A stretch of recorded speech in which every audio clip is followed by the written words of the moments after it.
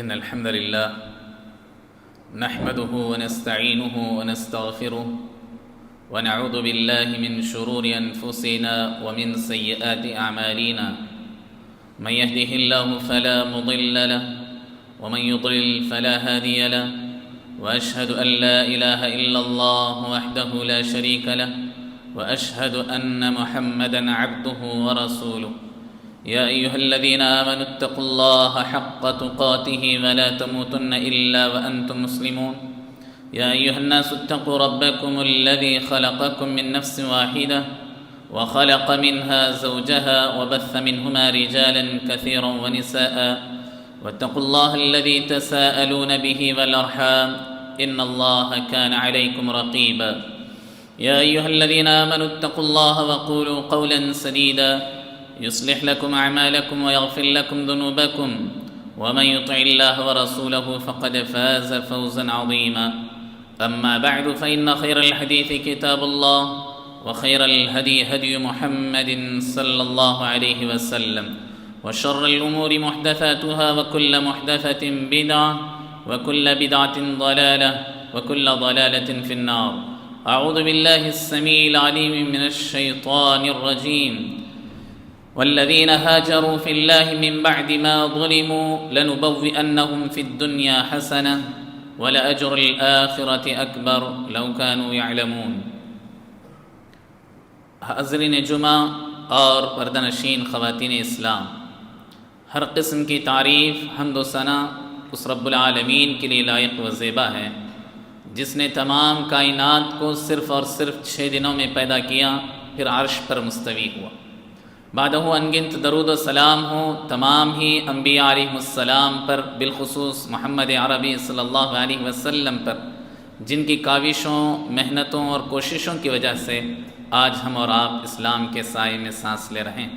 اللہم صلی وسلم علی نبینا محمد. حاضرین اکرام،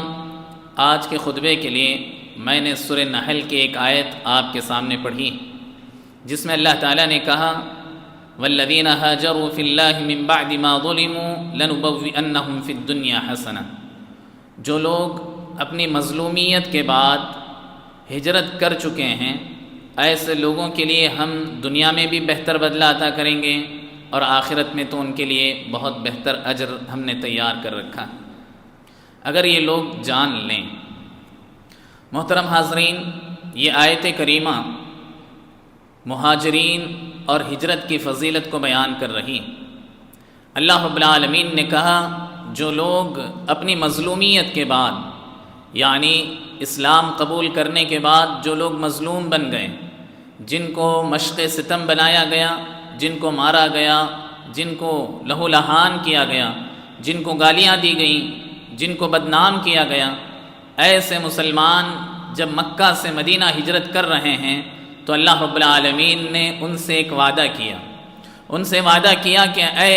وہ مہاجرین صحابہ اکرام جو اپنے مکہ سے مدینہ ہجرت کر کے اپنے دین و ایمان اور عقیدے کی حفاظت کے لیے، اللہ کو راضی کرنے کے لیے تم ایک جگہ سے دوسری جگہ ہجرت کر رہے ہو، اللہ رب العالمین کہتا ہے ہم یقیناً اس کا بہتر بدلہ تمہیں دنیا میں بھی دیں گے، اور آخرت میں تو تمہارے لیے ہم نے بہت بڑا اجر تیار کر رکھا ہے. تو حاضرین، یہ صحابہ اکرام کی فضیلت، اللہ کے نبی صلی اللہ علیہ وسلم کی فضیلت کو واضح کر رہی ہے یہ آیت. اور ہجرت کتنا بڑا عمل ہے،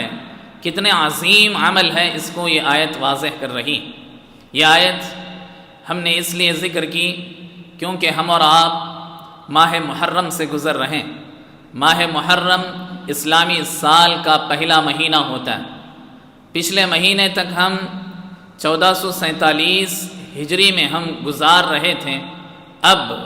ماہ محرم کے داخل ہوتے ہی ہم اور آپ 1448 یعنی 1448 میں ہم داخل ہو چکے ہیں. یہ اللہ رب العالمین کا فضل ہے کہ اللہ رب العالمین نے ہمیں ایک نئے سال کے آغاز کا اللہ نے توفیق دی. یہ بہت بڑی اللہ تعالیٰ کی مہربانی ہے کہ اللہ تعالیٰ ہمیں ایک اور سال میں داخل کر کے ہمیں اچھے اعمال کرنے کے اللہ تعالیٰ نے مہلت دی. اللہ تعالیٰ نے ہم اور آپ کو اچھے اعمال کرنے کی توفیق اگر دے رہا ہے، یقیناً یہ اللہ رب العالمین کا بہت بڑا فضل ہے. تو گویا ہماری زندگی سے ایک سال گزر رہا ہے اور ایک نئے سال میں ہم داخل ہو چکے ہیں، تو ہم اور آپ کو اپنا محاسبہ کرنا چاہیے، اپنا جائزہ لینا چاہیے کہ یہ سال ہم نے جو پچھلا سال گزارا ہے ہمارے لیے، ہماری زندگی کے لیے اور ہماری آخرت کے لیے کتنا بہتر تھا اور کتنا مضر تھا، کتنا نقصان دہ تھا۔ پھر آئندہ جو سال جس میں ہم داخل ہو چکے ہیں، اس سال کے لیے ہمیں بہتر زندگی گزارنے کے لیے اللہ تعالیٰ سے دعا بھی کرنی چاہیے، اور بندے کو اپنی جانب سے کوشش بھی کرنی چاہیے کہ اللہ نے جو ہمیں ایک اور سال میں داخل کیا ہے، تو یقیناً جو کچھ دن اللہ تعالیٰ نے ہماری زندگی کے رکھے ہیں، اس میں اللہ تعالیٰ کے راضی کرنے والے اعمال ہم کر سکیں، اس کی فکر ایک مسلمان کو ہونی چاہیے۔ تو حاضرین، یہ اسلامی سال کا یہ جب پہلا مہینہ آتا ہے، ہر سال آپ بہت ساری باتیں سنتے ہیں کہ ماہ محرم جس میں ہم داخل ہو چکے ہیں، یہ مہینہ بہت ساری یادوں کو ہمیں یاد دلاتا ہے، بہت ساری قربانیوں کو یاد دلاتا ہے، بہت سارے واقعات ہم اور آپ کو یاد دلاتا ہے۔ یہ ماہ محرم کی فضیلت شرعی حیثیت سے بھی بہت زیادہ ہے، یعنی اللہ کے نبی صلی اللہ علیہ وسلم نے فرمایا سال کے 12 مہینوں میں رمضان کے بعد سب سے زیادہ فضیلت اگر کسی کو ہے تو وہ محرم کے روزوں کو فضیلت ہے۔ اللہ کے نبی صلی اللہ علیہ وسلم نے ذکر کیا، اور اللہ تعالیٰ نے بھی اس کی بڑی فضیلت بیان کی۔ اللہ تعالیٰ نے اسے اشہر حرم میں داخل کیا۔ 4 ایسے مہینے ہیں جس میں بندوں کو گناہ کرنے سے خاص طور پر روکا گیا۔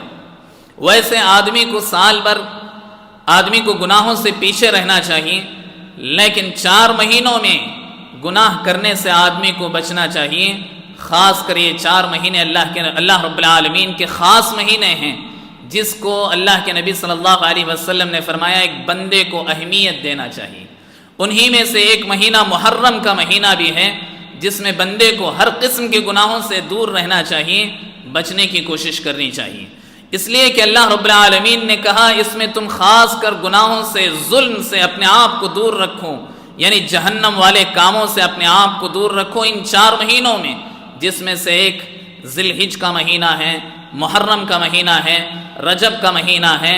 اور اللہ رب العالمین نے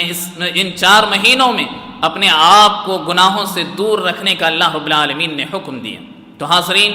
اللہ کے نبی صلی اللہ علیہ وسلم نے بھی اس کی بڑی فضیلت بیان کی۔ اس مہینے کی اللہ رب العالمین خود کہتا ہے کہ یہ اللہ کا مہینہ ہے، شہر اللہ المحرم، کہ اللہ رب العالمین نے اسے اپنا مہینہ قرار دیا ہے۔ اس لیے اس مہینے کی فضیلت کو آدمی سمجھنا چاہیے، اس میں نیک اعمال کی آدمی کوشش کرنی چاہیے۔ اس لیے کہ حج کا مہینہ ختم ہوتے ہی یہ مہینہ شروع ہوتا ہے۔ آدمی عام طور پر حج کے مہینے میں عرفہ اور اس کے بعد جو ذی الحج کے ایام ہیں، اس کو گزارنے کے بعد آدمی یہ سمجھتا ہے کہ میں جو نیک اعمال کر چکا ہوں یہ بہت ہے، اب اللہ رب العالمین کے نیک اعمال سے دور ہو کر کے آدمی برائیوں کی طرف جا سکتا ہے۔ اس لیے اسلام نے اس مہینے کو بھی بڑا احترام دینے کا حکم دیا، اس مہینے کو بھی فضیلت دی اور کہا اسے بھی تم محترم سمجھتے رہو۔ اور احترام کا مطلب یہ ہے کہ اس میں گناہوں سے بچنا اور نیکی کرنے کی کوشش آدمی کو زیادہ سے زیادہ کرنی چاہیے۔ یہ اللہ رب العالمین نے اس کو اپنا مہینہ قرار دیا، حالانکہ سال کے 12 مہینے بھی اللہ تعالیٰ کے ہی ہیں، سال کے 12 مہینے اللہ تعالیٰ نے خود بنائے ہیں، لیکن اللہ تعالیٰ نے محرم کے مہینے کو فضیلت دیتے ہوئے کہا یہ اللہ کا مہینہ ہے۔ کیوں؟ اس لیے کہ جیسے ہم اور آپ دیکھتے ہیں کہ اللہ تعالیٰ اس کی فضیلت بیان کرنا چاہتا ہے، جیسے ہم اللہ کے جتنے بھی گھر ہیں، جتنے بھی مساجد ہیں، سب اللہ کے گھر ہیں، اللہ کے گھر ہیں، بیوت اللہ ہیں، لیکن جیسے ہی کعبۃ اللہ کی بات ہوتی ہے، اسے جب بیت اللہ کہا جاتا ہے تو اس کی عظمت ہی الگ ہوتی ہے، اس کی بڑی عظمت ہوتی ہے۔ حالانکہ تمام مساجد اللہ تعالیٰ کے ہی گھر ہیں، سب کا احترام ایک مسلمان پر لازم ہے، لیکن کعبۃ اللہ کی جب بات آتی ہے اس کی فضیلت کچھ اور ہی زیادہ ہے۔ ایسے ہی اللہ رب العالمین نے تمام مہینوں میں اس مہینے کو بڑی فضیلت دی، اس مہینے میں بڑی فضیلت دی۔ حضرت ابو ہریرہ رضی اللہ عنہ کہتے ہیں ایک شخص نے اللہ کے نبی صلی اللہ علیہ وسلم کے پاس آ کر پوچھا، اللہ کے نبی بتاؤ کہ سب سے افضل روزے کون سے ہیں رمضان کے بعد؟ تو اللہ کے نبی صلی اللہ علیہ وسلم نے فرمایا شہر اللہ الذی تدعونہ المحرم، وہ مہینہ جسے تم محرم کا مہینہ کہتے ہو، رمضان کے بعد سب سے افضل ترین روزے محرم کے مہینے کے روزے، اس لیے خاص کر اس مہینے میں کثرت سے نفل روزے رکھنے کی آدمی کو کوشش کرنی چاہیے۔ ایسا نہیں کہ اس میں پہلا دن، دوسرا دن، 10 دن، ایسا نہیں، بلکہ پورے مہینے میں دوسرے مہینوں کے مقابلے میں نفل روزے اس مہینے میں کثرت سے رکھنے کی آدمی کو کوشش کرنی چاہیے۔ اور ایک دوسری حدیث میں اللہ کے نبی صلی اللہ علیہ وسلم نے فرمایا، افضل الصیام بعد رمضان شہر اللہ المحرم، کہ سب سے افضل ترین روزے رمضان کے بعد محرم کے مہینے کے روزے۔ تو حاضرین، اس مہینے میں کثرت سے آدمی کو روزے رکھنے کی کوشش کرنی چاہیے، اور خاص کر 9 اور 10 محرم کا روزہ جو ہے تھرسڈے اور فرائیڈے کے دن آنے والا ہے، گویا فرائیڈے کا دن آنے والا، فرائیڈے کا دن یہ 10 محرم کا روزہ ہے، جس کی فضیلت میں اللہ کے نبی صلی اللہ علیہ وسلم نے فرمایا، مجھے امید ہے کہ اس ایک روزہ رکھنے کی وجہ سے پچھلے 1 سال کے گناہوں کی معافی کا اللہ تعالیٰ ذریعہ بنا دے گا۔ اسی لیے اس ایک روزے کی اہمیت کو سمجھنا چاہیے کہ اس کا ہم روزہ رکھنے کی فکر کرنی چاہیے، جو 10 محرم کی تاریخ کو آنے والا ہے، جس میں اللہ کے نبی صلی اللہ علیہ وسلم روزہ رکھا کرتے تھے، اور جب تک مکہ میں تھے، جاہلیت میں بھی لوگ اس کا اہتمام کرتے تھے، اور جو قریش کے لوگ تھے، مکہ میں رہنے والے جو ابھی اسلام میں داخل نہیں ہوئے تھے، یہ لوگ بھی اس روزے کا اہتمام کرتے تھے، اور اللہ کے نبی صلی اللہ علیہ وسلم بھی مکہ میں رکھا کرتے تھے۔ کیوں؟ اس لیے کہ اللہ رب العالمین نے فرعون سے نجات دی تھی حضرت موسیٰ علیہ السلام اور ان کی قوم کو۔ اس کے شکر کے طور پر موسیٰ علیہ السلام کی سنت کو اللہ تعالیٰ نے تمام نبیوں کے ساتھ باقی رکھا، اور اللہ تعالیٰ نے اس امت محمدیہ کے ساتھ بھی باقی رکھتے ہوئے کہا کہ جیسے حضرت موسیٰ علیہ السلام نے شکر کے طور پر روزہ رکھا فرعون سے نجات ملنے پر، اس روزے کو تمہیں بھی رکھنا چاہیے، اور اس کی فضیلت یہ ہے کہ تمہارے 1 سال کے گناہ معاف کر دیے جائیں گے۔ تو اللہ کے نبی صلی اللہ علیہ وسلم مکہ سے جب مدینہ آئے تب بھی رکھتے تھے، لیکن سن 2 ہجری میں اللہ کے نبی صلی اللہ علیہ وسلم پر، یعنی پورے امت محمدیہ پر، اللہ تعالیٰ نے رمضان کے روزوں کو فرض قرار دیا۔ جب رمضان کے روزوں کو اللہ تعالیٰ نے فرض قرار دیا، تب اللہ کے نبی صلی اللہ علیہ وسلم نے صحابہ اکرام سے کہا، تم میں سے جو چاہے اس کا روزہ رکھیں، جو چاہے اس روزے کو چھوڑ دے۔ جس کے بعد اللہ کے نبی صلی اللہ علیہ وسلم کے جو صحابہ اکرام تھے، جن کو سہولت ہوتی رکھتے، جن کو سہولت نہ ہوتی چھوڑ دیتے، لیکن فضیلت اپنی جگہ باقی ہے کہ جو آدمی 10 محرم کے 1 دن کا روزہ رکھے گا، اللہ رب العالمین 1 سال کے گناہ اس کے معاف کرنے کا وعدہ کرتا ہے۔ اللہ کے نبی صلی اللہ علیہ وسلم کو زندگی کے آخری دنوں میں معلوم ہوا کہ یہود بھی، نصارہ بھی اس روزے کو کمپلسری رکھتے ہیں اور اس کی تعظیم کرتے ہیں اس دن کی، تو اللہ کے نبی صلی اللہ علیہ وسلم نے فرمایا، لَإِن بَقِيتُ إِلَىٰ قَادِمٍ لَأَصُومَنَّ التَّاسِعَ، اگر میں آئندہ سال زندہ رہا تو 9 محرم کا بھی روزہ رکھوں گا اور 10 محرم کا بھی روزہ رکھوں گا۔ اللہ کے نبی صلی اللہ علیہ وسلم نے یہ اس لیے بیان کیا کیونکہ یہودیوں اور نصارہ کی مخالفت کا اللہ تعالیٰ نے حکم دیا، ان کے اپوزیشن میں کام کرنے کا حکم دیا۔ اس لیے اللہ کے نبی صلی اللہ علیہ وسلم نے فرمایا، اگر وہ صرف 10 محرم کا روزہ رکھتے ہیں تو ہمیں 9 محرم کا بھی روزہ رکھنا چاہیے، اور میں زندہ رہا تو آئندہ سال 9 محرم کا بھی روزہ رکھوں گا۔ لیکن اللہ کے نبی صلی اللہ علیہ وسلم نے آخری دنوں میں یہ بات کہی تھی، اور آئندہ سال کا محرم کا مہینہ آنے سے پہلے اللہ کے نبی صلی اللہ علیہ وسلم انتقال کر گئے، جس کی وجہ سے ہمیں اور آپ کو چاہیے کہ 9 محرم کا بھی روزہ رکھنا چاہیے 10 محرم کے ساتھ۔ اگر کسی کو اتنی تکلیف ہے کہ وہ 2 روزے نہیں رکھ سکتا ہے، کم از کم 1 روزہ اسے رکھنے کی کوشش کرنی چاہیے، اس سنت کو، اس فضیلت کو حاصل کرنے کے لیے جو 10 محرم کی اللہ کے نبی صلی اللہ علیہ وسلم نے ذکر کی ہیں۔ ورنہ 2 روزے اگر ہم رکھتے ہیں، یقیناً اللہ رب العالمین ہم پر رحم کرے گا، اور اللہ کے نبی صلی اللہ علیہ وسلم نے فرمایا، جو آدمی 1 نفل روزہ رکھتا ہے، اللہ رب العالمین اسے 70 سال کی مسافت دور کر دیتا ہے جہنم سے، یعنی اتنی بڑی فضیلت 1 نفل روزے کی ہے۔ اس لیے 9 محرم اور 10 محرم کا ہمیں روزہ رکھنا چاہیے۔ حاضرین، یہ ماہ محرم سے متعلق جو آنے والے روزے ہیں، اس سے متعلق ہم نے یہ بات کہی۔ اس کے علاوہ بھی بہت ساری فضیلتیں، بہت سارے واقعات اس کے ساتھ جڑے ہوئے ہیں۔ آپ دیکھیں، اللہ کے نبی صلی اللہ علیہ وسلم کے زمانے میں اور حضرت ابوبکر کے زمانے تک بھی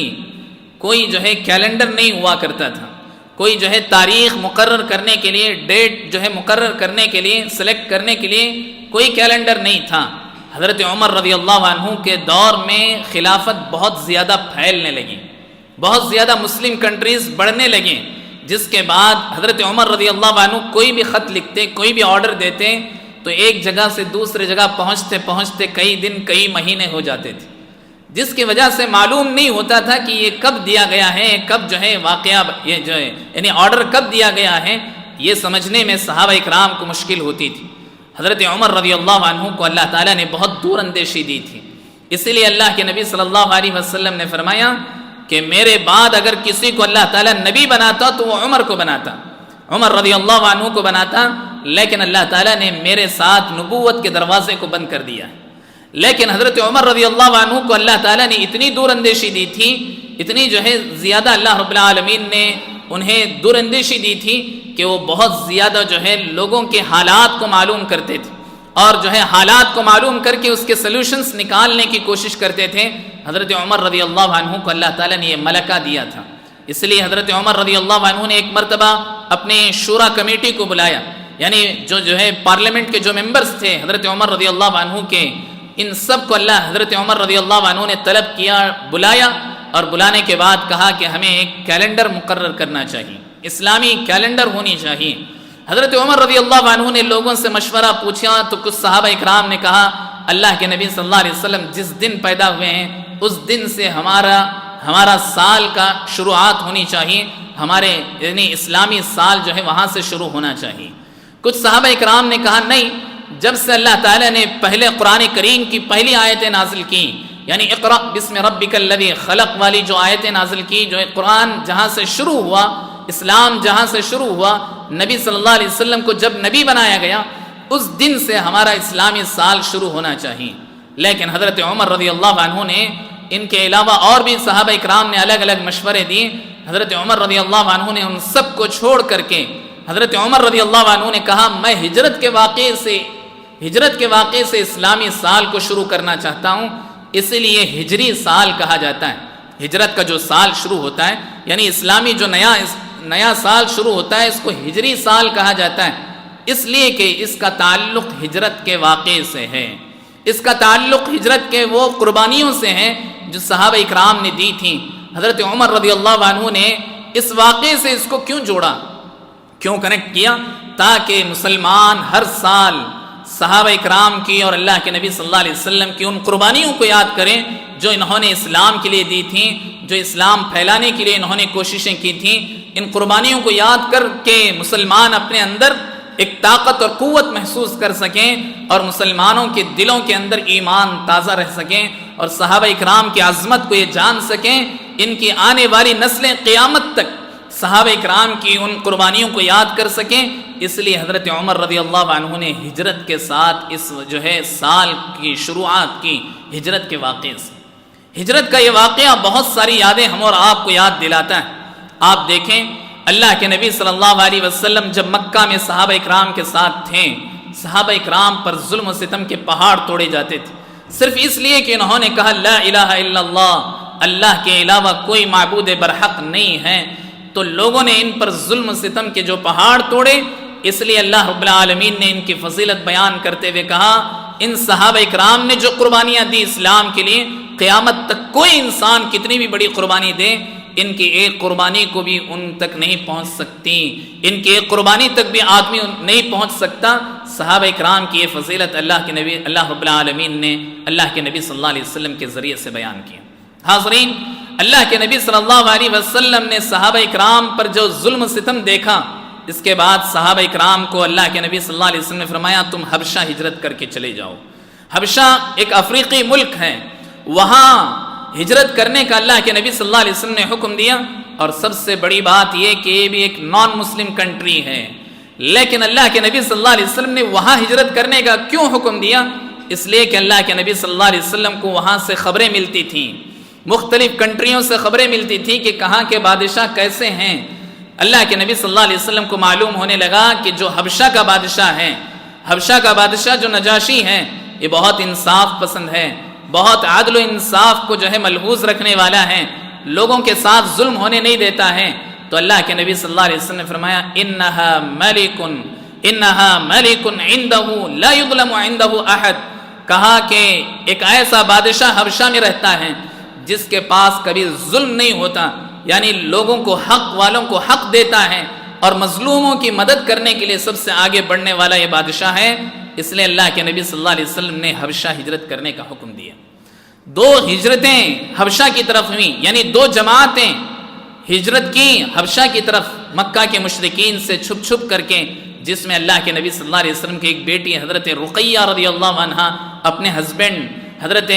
عثمان بن عفان رضی اللہ عنہ کے ساتھ ہجرت کر کے حبشہ چلی گئیں، کیونکہ یہاں ظلم و ستم کے جو پہاڑ توڑے جا رہے تھے ان میں حضرت عثمان رضی اللہ عنہ پر بھی ظلم و ستم کے وہ پہاڑ ٹوٹ رہے تھے۔ اللہ کے نبی صلی اللہ علیہ وسلم نے حبشہ ہجرت کرنے کا حکم دیا، جس کے بعد مشرکین کے اندر اور زیادہ غصہ بڑھنے لگا اور اللہ کے نبی صلی اللہ علیہ وسلم کے قتل کا انہوں نے منصوبہ بنانا شروع کیا۔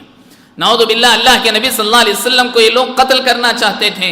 اور اس کے لیے مختلف قسم کی میٹنگیں ہونے لگیں۔ آخر کار ایک فیصلہ یہ ہوا کہ اللہ کے نبی صلی اللہ علیہ وسلم کو قتل کرنے کا سب سے افیکٹو طریقہ یہ ہے کہ اللہ کے نبی صلی اللہ علیہ وسلم کے گھر کے باہر نوجوانوں کو لگایا جائے، ہر فیملی میں سے، ہر خاندان سے ایک ایک بہترین نوجوان کو چنا جائے گا اور اللہ کے نبی صلی اللہ علیہ وسلم کے قتل کے لیے اللہ کے نبی صلی اللہ علیہ وسلم کے گھر کے باہر رکھا جائے گا۔ رات میں اللہ کے نبی صلی اللہ علیہ وسلم کے خلاف یہ جو ہے سازشیں ہونے لگیں۔ اللہ رب العالمین نے آپ کو مکہ سے مدینہ ہجرت کرنے کا حکم دیا۔ اللہ کے نبی صلی اللہ علیہ وسلم رات مکہ سے مدینہ ہجرت کر گئے، اور جب مکہ سے مدینہ ہجرت کرنے لگے حضرت ابوبکر رضی اللہ عنہ کے ساتھ، تو اللہ کے نبی صلی اللہ علیہ وسلم بہت زیادہ غمگین ہو گئے، بہت زیادہ اللہ کے نبی صلی اللہ علیہ وسلم کو غم ہونے لگا، کیونکہ اپنا پیدائشی علاقہ، اپنے تمام رشتہ دار، اپنے دوست و احباب، اپنی زمین، اپنا گھر، ہر چیز چھوڑ کر کے مکہ سے مدینہ ہجرت کرنے کا اللہ رب العالمین نے حکم دیا تھا۔ تو اللہ کے نبی صلی اللہ علیہ وسلم نے کعبۃ اللہ سے خطاب کر کے کہا کہ اے کعبہ، اللہ کی قسم تیری عظمت میرے نزدیک پورے دنیا کے تمام چیزوں سے بڑھ کر ہے۔ پھر مکہ شہر سے کہا اے مکہ شہر، تیری عظمت میرے نزدیک، تیری محبت، تجھ سے پیار میرے نزدیک دنیا کے تمام زمینوں سے زیادہ میں تجھ سے محبت کرتا ہوں، لیکن یہاں کی قوم کے لوگوں نے، تیرے اس شہر کے لوگوں نے مجھے یہاں رہنے نہیں دیا اور مجھے یہاں سے جانے پر مجبور کیا ہے، صرف اس لیے میں یہاں سے جا رہا ہوں۔ یہ کہنے لگے، اللہ کے نبی صلی اللہ علیہ وسلم زار و قطار رونے لگے، غمگین ہونے لگے، تو اللہ رب العالمین نے حضرت جبرائیل علیہ السلام کو اسی وقت نازل کیا۔ حضرت جبرائیل علیہ السلام کو نازل کر کے حضرت جبرائیل علیہ السلام کے ذریعے سے اللہ تعالیٰ نے ایک آیت سنائی، یعنی ایک آیت نازل کی۔ کہا اللہ رب العالمین نے ان الذی فرض علیک القرآن لرادک الی معاد، اے نبی صلی اللہ علیہ وسلم، اللہ رب العالمین آپ سے وعدہ کرتا ہے کہ بہت جلد اللہ تعالیٰ آپ کو یہ مکہ آپ کے حوالے کر دے گا، آپ کے انڈر میں دے دے گا۔ گویا مکہ فتح ہونے والا ہے اور مکہ مسلمانوں کے حوالے ہونے والا ہے۔ آج مکہ میں مسلمان ایک ایک دن کاٹنا، ایک ایک گھنٹہ کاٹنا مشکل ہے۔ کچھ دنوں کے بعد یا کچھ سالوں کے بعد ہم تم سے وعدہ کرتے ہیں کہ یہ مکہ مسلمانوں کو واپس لوٹایا جائے گا۔ اللہ کے نبی صلی اللہ علیہ وسلم پر جب یہ آیت کریمہ نازل ہوئی، اللہ کے نبی صلی اللہ علیہ وسلم شانت ہو گئے، اللہ کے نبی صلی اللہ علیہ وسلم کا غم ہلکا ہونے لگا۔ پھر مکہ سے اللہ کے نبی صلی اللہ علیہ وسلم مدینہ کی طرف ہجرت کر گئے۔ آپ جانتے ہیں کہ 8 سال کی اس مختصر مدت کے بعد ایک وہ مکہ جس میں ایک ایک مسلمان کو رہنا مشکل تھا، وہ مکہ میں مسلمان داخل ہو رہے ہیں 8 سال بعد، فتح کی حیثیت سے، فتح کی حیثیت، فاتح کی حیثیت سے، یعنی مسلمانوں کے ہاتھ میں یہ مکہ آنے والا ہے۔ 8 سال بعد مسلمان اس میں فاتح اور جیت کی حیثیت سے اس میں شامل ہوئے، اور مکہ سے جتنے بھی مشرکین تھے یہاں سے نکال باہر کر دیے گئے۔ اس لیے آپ دیکھیں، ایک عمرہ کرنے والا، ایک حج کرنے والا ایک دعا پڑھتا ہے صفا اور مروہ کے پہاڑی پر، لا الہ الا اللہ وحدہ انجز وعدہ ونصر عبدہ وہزم الاحزاب وحدہ۔ یہ کہہ کر کے ہی صفا سے مروہ، مروہ سے صفا کی طرف ایک مسلمان کو آنا پڑتا ہے، ایک حاجی کو، ایک عمرہ کرنے والے کو۔ اس میں اللہ کے نبی صلی اللہ علیہ وسلم نے یہ سنت شروع کی۔ اللہ کے نبی صلی اللہ علیہ وسلم نے اس میں کیا فرمایا؟ کہا لا الہ الا اللہ وحدہ، اللہ کے علاوہ کوئی معبود برحق نہیں ہو سکتا۔ انجز وعدہ، اس نے اپنے بندوں سے جتنے وعدے کیے تھے سب مکمل کیے، کہ اللہ رب العالمین نے مکہ مسلمانوں کے حوالے کر دیا۔ اس کے علاوہ جتنے وعدے اللہ تعالیٰ نے کیے تھے اللہ نے پورے کر دیے۔ وَنَصَرَ عَبْدَهُ، اللہ نے مسلمانوں کی، اپنے بندے کی اللہ نے مدد کی، ورنہ مشرکین کے آگے کوئی انسان ٹکنے والا نہ تھا۔ لیکن اللہ تعالیٰ کی مدد کی وجہ سے آج مسلمان اپنے ہاتھ میں مکہ لے رہے ہیں۔ اللہ کے نبی صلی اللہ علیہ وسلم نے یہ دعا کی، وَهَزَمَ الْأَحْزَابَ وَحْدَهُ، اور اس اللہ رب العالمین نے اکیلے نے، رب العالمین نے ان کافروں کے، مشرکین کے تمام قافلوں کو شکست دی، ہرا دیا، اور پھر ان کو مکہ سے باہر جانا پڑا، مکہ مسلمانوں کے حوالے ہو گیا۔ یہ اللہ کے نبی صلی اللہ علیہ وسلم نے دعا سکھلائی جو ایک حاجی اور ایک عمرہ کرنے والا پڑھتا ہے۔ حاضرین، اللہ کے نبی صلی اللہ علیہ وسلم مکہ سے جو مدینہ کی طرف ہجرت کریں، بہت ساری قربانیوں کے ساتھ اللہ کے نبی صلی اللہ علیہ وسلم نے ہجرت کی۔ لمبا واقعہ آپ ہجرت کا سنتے ہیں، پڑھتے ہیں۔ اللہ کے نبی صلی اللہ علیہ وسلم نے اس ایک واقعے میں، اس ایک ہجرت کے سفر میں کتنی قربانیاں، کتنے چیلنجز اللہ کے نبی صلی اللہ علیہ وسلم نے فیس کیے، اس کا آپ اندازہ کر سکتے ہیں کہ کتنا کٹھن سفر تھا، جس کے سفر میں اللہ کے نبی صلی اللہ علیہ وسلم جس سفر میں نکلے تھے، اس کو واپس لانے کے لیے، اللہ کے نبی صلی اللہ علیہ وسلم کو پکڑنے کے لیے، یا نعوذ باللہ اللہ کے نبی صلی اللہ علیہ وسلم کو قتل کرنے والے پر 100 اونٹ، حضرت ابوبکر رضی اللہ عنہ پر 100 اونٹ، اور اللہ کے نبی صلی اللہ علیہ وسلم کو پکڑنے پر 100 اونٹ، 200 اونٹ کا اعلان کیا گیا کہ اگر کوئی بھی شخص اللہ کے نبی صلی اللہ علیہ وسلم اور حضرت ابوبکر کو پکڑ لے، اس کے لیے 200 سرخ اونٹوں کا اعلان کیا گیا۔ ایسے نارمل اونٹ نہیں، بلکہ پورے مکہ میں اگر کسی کے گھر کے سامنے بھی ایک بھی اونٹ کھڑا ہوتا تو پورے مکہ کا سب سے بڑا مالدار سمجھا جاتا تھا۔ ایسے 100 اونٹ دینے کا وعدہ کیا گیا اللہ کے نبی صلی اللہ علیہ وسلم کو، زندہ یا مردہ لانے کے ساتھ ان کو یہ وعدہ پورا کرنے کا، یعنی ان کے ساتھ یہ وعدہ کیا گیا، جس کے بعد مشرکین کے بڑے بڑے سردار باہر نکل گئے اللہ کے نبی صلی اللہ علیہ وسلم کو تلاش کرنے کے لیے۔ گویا اللہ کے نبی صلی اللہ علیہ وسلم کا ایک ایک منٹ، ایک ایک قدم مشرکین کے حوالے ہو رہا تھا۔ مشرکین اللہ کے نبی صلی اللہ علیہ وسلم کو ٹٹول رہے تھے، ڈھونڈ رہے تھے، لیکن اللہ تعالیٰ نے حفاظت کر کے آپ کو مکہ سے مدینہ کی طرف پہنچا دیا۔ محترم حاضرین، اللہ کے نبی صلی اللہ علیہ وسلم کے ساتھ صحابہ اکرام نے بھی بڑی قربانیاں دیں۔ ان صحابہ اکرام کی قربانیوں کو یاد کرنے کا یہ مہینہ ہے، ان صحابہ اکرام کی قربانیوں کو یاد کرنے کے یہ دن ہیں، جن کی قربانیوں کی وجہ سے آج ہم اور آپ اسلام کے سائے میں سانس لے رہے ہیں۔ حقیقت میں صحابہ اکرام کی یہ قربانیاں ہیں، صحابہ اکرام کی یہ مشقتیں ہیں، یہ تکالیف ہیں جو انہوں نے برداشت کی، جس کے بعد ہم اور آپ بڑے آسانی کے ساتھ مسلمان ہیں۔ توحید کی دولت ہم تک پہنچی ہے۔ حقیقت میں توحید کی دولت کی جو حقیقت ہے، اس کی جو اہمیت ہے، اس سے پوچھیے جو ایک مہاجر ہے، اسلام میں داخل ہوتا ہے تو کتنے چیلنجز اس کو فیس کرنے پڑتے ہیں، کتنے چیلنجز کا مقابلہ اسے کرنا پڑتا ہے۔ تو صحابہ اکرام رضوان اللہ علیہ مجمعین نے کیسے چیلنجز کا مقابلہ انہوں نے کیا۔ حضرت صہیب رومی رضی اللہ عنہ کے بارے میں آپ جانتے ہیں کہ حضرت صہیب رومی رضی اللہ عنہ دراصل روم کے رہنے والے تھے۔ روم سے اللہ کے نبی صلی اللہ علیہ وسلم کی خدمت میں آئے تھے اسلام قبول کرنے کے لیے۔ اسلام قبول کر کے یہیں رہنے لگے، اللہ کے نبی صلی اللہ علیہ وسلم سے دین حاصل کرنے لگے، تجارت کرنے لگے۔ اتنا زیادہ انہوں نے تجارت میں منافع کمایا کہ بڑے بڑے مالداروں میں ان کا شمار ہونے لگا۔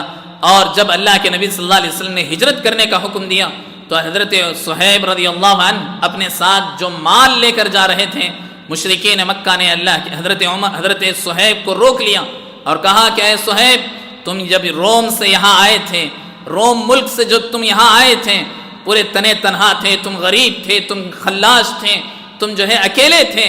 آج جب تم جا رہے ہو تو ایک مالدار انسان کی حیثیت سے تم مکہ سے جا رہے ہو، ایسے ہم تمہیں جانے نہیں دیں گے۔ تو حضرت صہیب نے پوچھا مجھے جانے کیسے دو گے؟ کہا جب تم پورا مال ہماری خدمت میں چھوڑ دو گے ہم تمہیں یہاں سے جانے دیں گے۔ حضرت صہیب رضی اللہ عنہ نے پورا مال دیا۔ لوگوں نے آپ کو پیٹا بھی، مارا بھی، آپ کے پیر کے چپل تک حضرت صہیب رضی اللہ عنہ کے نکال لیے، جس کی وجہ سے حضرت صہیب رضی اللہ عنہ مکہ سے مدینہ تنے تنہا، گویا تقریباً 500 کلومیٹر کا یہ سفر